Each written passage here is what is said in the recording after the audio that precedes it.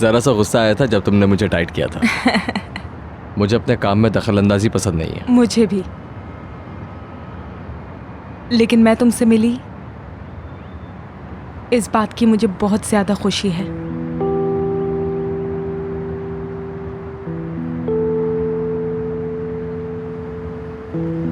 ये हम नहीं कर सकते, ये नहीं हो सकता। यहाँ पर जो कुछ हुआ उसे भूल जाते हैं। लेकिन क्यों? क्योंकि तुम्हारी जिंदगी में कोई और भी तो है। कोई और भी है?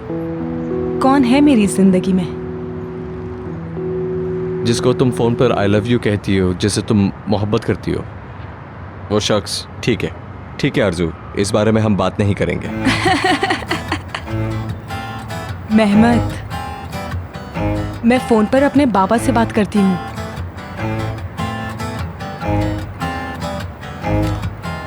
यानी तुम्हारी जिंदगी में कोई दूसरा शख्स नहीं है? नहीं,